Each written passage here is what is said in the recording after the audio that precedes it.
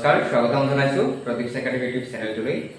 আজি এই ভিডিঅ'টো ক্লাছ 9ৰ চেপ্টাৰ নম্বৰ 1 সাধাৰণ বিজ্ঞানৰ আমাৰ চাৰিওফালৰ বস্তুবোৰ এই চেপ্টাৰৰ বিষয়ে ডিছকাছ কৰিম। ইয়াৰ পূৰ্বে মই এটা ভিডিঅ' আপলোড দিছোঁ, যিটো যোৱাবাৰ আপলোড দিয়া হৈছে। এই ভিডিঅ'টো চাই তোমালোকে পিছত এই ভিডিঅ'টো লাইক কৰা।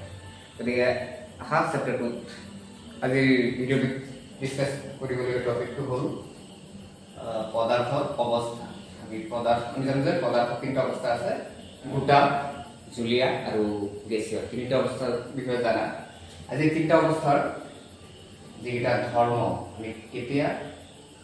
আমি গোটা অৱস্থাত কেতিয়া আমি এটা পদাৰ্থ গোটা বুলি ক'ব পাৰিম, যেতিয়া এটা পদাৰ্থৰ নিৰ্দিষ্ট বৰ্গ আকৃতি থাকিব, স্পষ্ট পৰিসীমা থাকিব, লগতে ধৰা বন্ধা বা স্থিৰ আচৰণ থাকিব।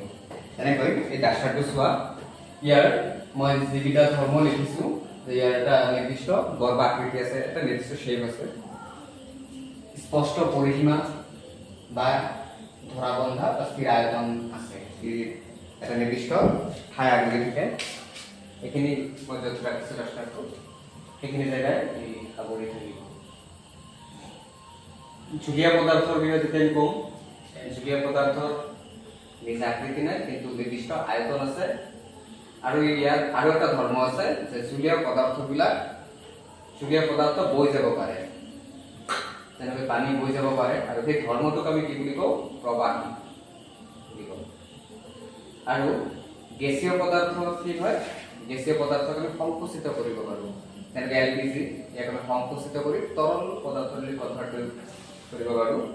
আৰু গেছৰ চিলিণ্ডাৰ ভৰাই থৈ দিয়া যায়, তোমালোকে জানাই। তেনেকৈ আমি সংকুচিত কৰি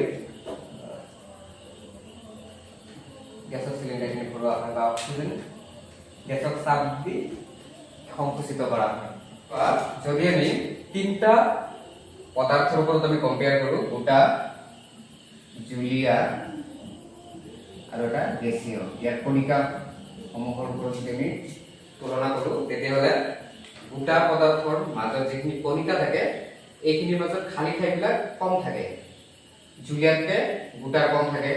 আকৌ জুলীয়া পদাৰ্থ গেছতকে তাৰ যিটো স্পেচ, খালী ঠাই বা কণিকাবোৰৰ মাজত যিটো ব্যৱধান, এইখিনি কম থাকে। মানে আটাইতকৈ কম থাকে গোটা, তাতকৈ অলপ বেছি থাকে জুলীয়া, জুলীয়াতকৈ অলপ বেছি ব্যৱধান থাকে গেছীয় পদাৰ্থসমূহ। আৰু যদি আকৰ্ষণীয় বলৰ কথা কওঁ, তেতিয়াহ'লে গোটাৰ আকৰ্ষণীয় বল আটাইতকৈ বেছি থাকে, পিছত জুলীয়া, পিছত গেছীয়। ইহঁতৰ মাজত আকৰ্ষণীয় গেছীয় পদাৰ্থ আটাইতকৈ কণিকাবোৰৰ মাজত যিটো আকৰ্ষণীয় বল তাতকৈ তুলনামূলকভাৱে কম থাকে। আৰু গেছীয় পদাৰ্থত যিবিলাক কণিকা থাকে, এইখিনি যিকোনো দিশত গতি কৰিব পাৰে, ৰেণ্ডমনেছ মেনাৰ বুলি কওঁ, যি ধাৰক আৰু ধাৰক পাত্ৰৰ বেৰলৈ খুন্দা কৰিব পাৰে। এইখিনি আছিলে আৰু তিনিটা পদাৰ্থ কণিকাবোৰৰ মাজৰ বৈশিষ্ট্য।